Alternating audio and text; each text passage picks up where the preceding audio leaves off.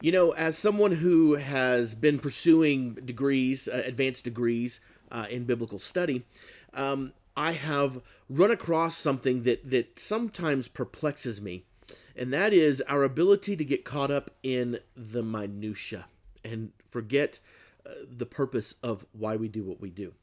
Welcome to Walking Through the Word. We're in John chapter 5, and we're in verses 31 through 47. And what I'm talking about is that I have sat and listened to pastors and theologians who would debate a particular word within Scripture, and they'll go back and forth on it. And the reason why that would get me amazed is because they would get so caught up in the minutia of that sometimes I was afraid that they would lose the reason why they were studying. And that's something that can easily happen to us if we get caught too far into the minutia. We can no longer see exactly what's going on in front of us because we're so focused on this one thing. And unfortunately, this is the very thing that has happened to the Pharisees. In John chapter 5, remember, this is a conversation that Jesus is having with the Pharisees who got mad at him with regards to healing on the Sabbath. They were so caught up in the minutia of the rules that they could not see what was right in front of them. And Jesus gives a statement to them which honestly scares me to death. And I hope it scares you a little bit, but it's not a bad scare.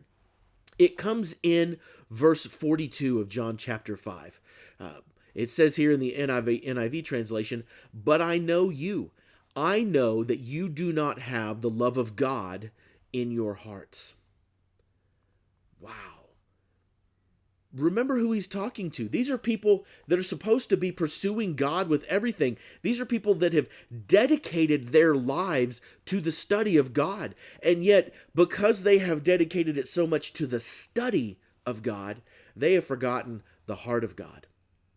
Jesus' entire conversation here is basically saying, you guys have become so blinded by the minutia of the rules that you have created that you cannot see, even though I have testified through my works, through my authority, through my teachings. I have shown you who I am. And not only me, but I have this man John who came before me who testified, and still you do not believe. Instead, you continue to dig in and to dig your heels in, and you forget, and you will accept anybody else but me, the one that truly comes from God.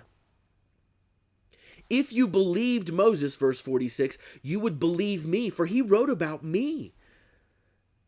These guys that are supposed to be so into Scripture missed it.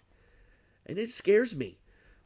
It scares me that at times I can become so stuck on following rules and morality that I don't have the love of God in my heart.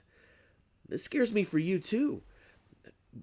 Are we so stuck in our comfort zones? Are we so stuck in our comfortable living that we forget that Jesus has called us to take up our cross daily and follow him?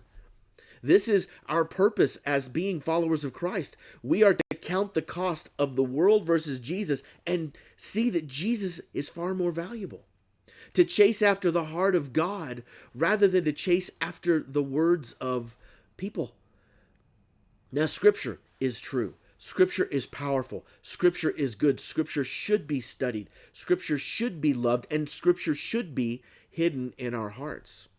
But it should be hidden in our hearts so that we can carry out the mission of God, so that we can carry out the purpose of God. Not so that we can get caught sometimes in the minutia of detail of whether it should be this translation or this translation, instead of doing what the Scripture actually tells us to do. Jesus says, as I've said several times, he who has ears, let them hear.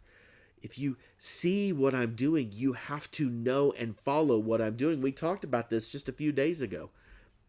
We should be pursuing the love of God in our hearts. We should not get so caught up in the comfortable world that we live in that we forget about the mission that God has placed us in. And that's exactly what happened to the Pharisees. The Pharisees got so comfortable, so caught up in their own world, that the idea that God might possibly call them to something more was beyond comprehension.